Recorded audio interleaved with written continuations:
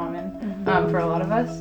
And I almost took a programming class in high school, but a girlfriend of mine had said, nobody takes that class. Like, it's just a bunch of dudes. And so I said, okay. And then I took something else with her. And then my freshman year at the UW, I took a computer science class. And it took maybe 2 weeks, I think, before I changed my major and wanted to study that. Well, in high school, I had a teacher who's my math teacher, and she'd gone to a convention and seen these things called computers. Apple had just come out with their Apple II. So she went to the principal of the school. It was an all-girls school headed by a nun. Said, we need to get some of these for the girls. And so she succeeded in getting about a dozen computers. And she just asked a bunch of us in math class, it was an all-girls school, so do you want to do this thing? We can make it really fun. And so a bunch of us signed up. And so I didn't have the thing about, were guys better than me or not? It's just a bunch of girls and we were just coding away. And then I got in college and not very women in my freshman class and almost none by sophomore year. And so I just got used to, in college, I was there for 3 years, just basically being in classes with males. I mean, that's just kind of what you did. And so I got hooked. It's not like it came naturally to me immediately, but like the fact that it was kind of challenging for me, I thought was really fun. And so I kind of kept at it. And it felt really rewarding, I think, because of that. I spent a week of my summer at the UW Dog Bites Camp, which is like just a week to introduce girls to coding. And I fell in love with it because it's the perfect balance of creativity and logic.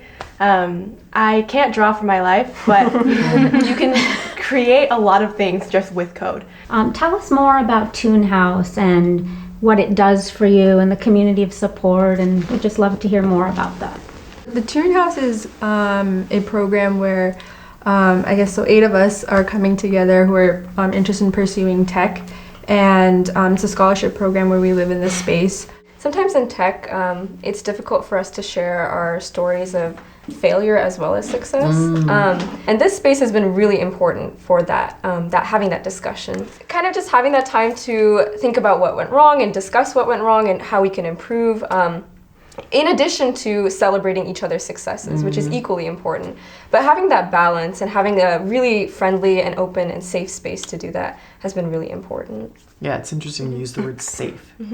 Because that's what a lot of women will talk to you about in anything they're trying to pursue that's hard. Having a safe space to do it in, right? Makes a huge difference to feeling like you can move forward and that you're supported. And who are some of your role models? Actually, a lot of my role models were astronauts. So Kalpana Chawla, Sally Ride, Buzz Aldrin. So all these people that were so brave and they went to space, and just having that sort of, I'm pushing the boundaries of what can be done, and literally pushing the boundaries of what can be done on Earth. So just like having that idea in the back of your head growing up was really...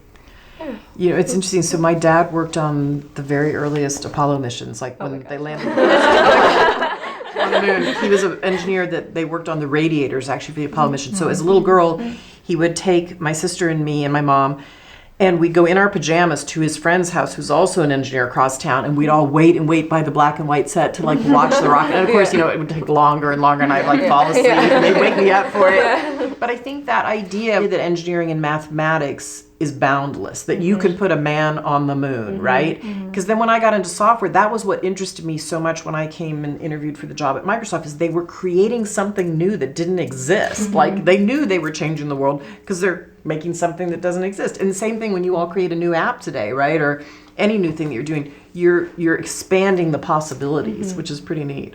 How important was it that quite a few of the TAs and professors are women? Like, had it been all male TAs and all male professors, would that have been a different experience, do you think? Most likely. Actually, the professor that I had for the first class in the series, Riley Porter, she was amazing. And I looked up to her, and just seeing how successful she was, even at such a young age, was really inspiring to me. Yeah. And so, Melinda, what would be your biggest piece of advice to these upcoming Stick with tech people? The possibilities are so endless in this field. I mean, what you can create from neural networks to machine learning to biology and chemistry to, some new app that'll change somebody's life. Wow. Just keep going. If I was starting over again, I would definitely go into tech again. No doubt about it.